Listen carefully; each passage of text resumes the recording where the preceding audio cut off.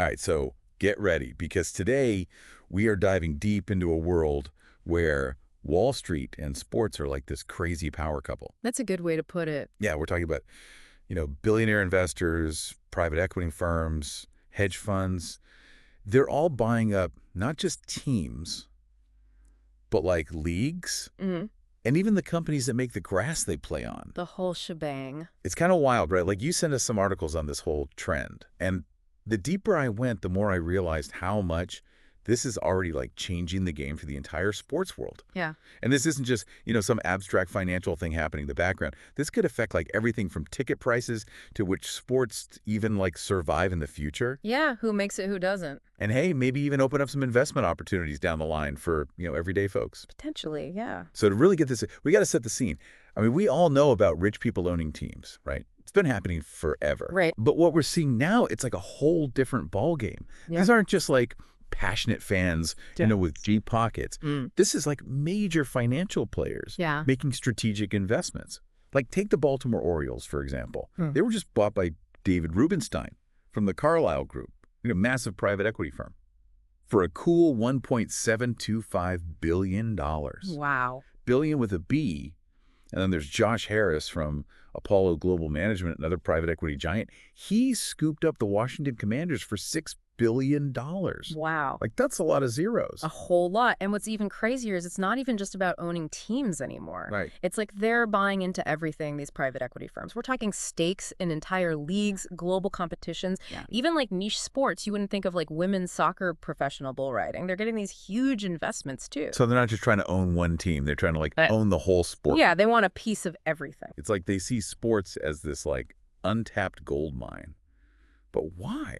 What makes sports so attractive to these financial giants? It's not like they all just suddenly, like, discovered a passion for touchdowns and home runs, right? Right. Well, think of it like this private equity firms, they basically work by pooling money Right. from like wealthy individuals and institutions.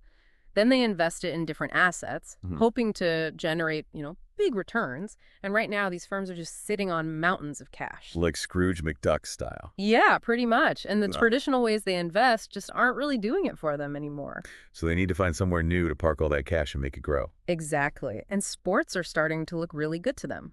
Think about it. You've got built-in passion from the fans, potential for leagues to go global.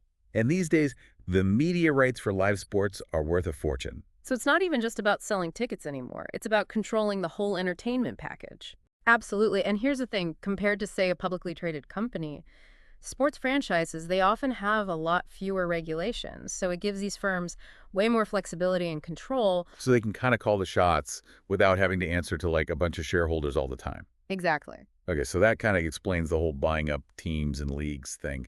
But then there's this whole other level they're calling tertiary businesses, which, to be honest, sounded kind of confusing to me at first. Right. It's not the most obvious term. Basically, it means all the businesses that are connected to the world of sports, but not directly involved in the actual games themselves. So like what? Think of it this way. It's not enough for these firms to just own the team. They want to own the whole world around that team. Ah, so like if they own the stadium, they can hike up parking fees, make those hot dogs like $12 a pop? Exactly. They're looking at everything: broadcast rights, digital content, those apps you use to watch games online, even the company that makes the turf on the field. So they're realizing there's money to be made at every level of the whole sports experience. Pretty much. And to me, that's where it starts to feel a little, I don't know, concerning. I can see that. Yeah, like what happens to the love of the game when everything's about squeezing out profit? Exactly. Like our ticket price is going to go through the roof, making it impossible for regular fans to even go to games. Are smaller sports, the ones that aren't like massive money makers, are they just going to get squeezed out? It's a valid concern for sure. And this trend isn't just happening in the U.S. either. One of the articles you sent mentioned this American invasion of European soccer. Apparently, wealthy Americans now have a controlling stake in like half of the teams in the English Premier League. Whoa, seriously? That's insane. You've got Todd Boehly from Eldridge Industries owning Chelsea, Wes Edens from Fortress Investment Group with a stake in Aston Villa. It's crazy to think how much American money is shaping the global sports landscape. Yeah, it's a whole new world, and it's not just the Premier League either. It's happening in Italy and France as well. This is becoming like a global phenomenon. So where do we go from here? What does this mean for the future of sports? Well, it's still pretty early to say for sure, but it definitely raises some big questions.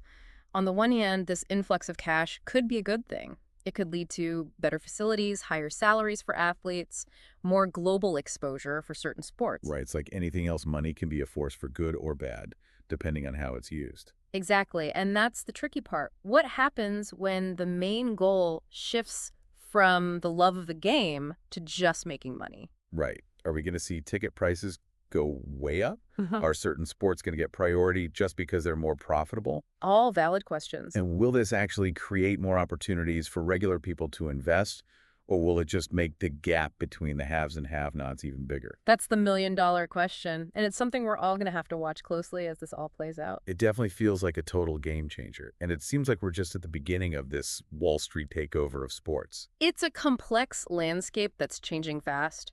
It'll be interesting to see what happens. Yeah, for sure. Well, thanks for joining us for this deep dive into the world of Wall Street and sports. Keep your eyes on the scoreboard, folks, because things are definitely about to get interesting.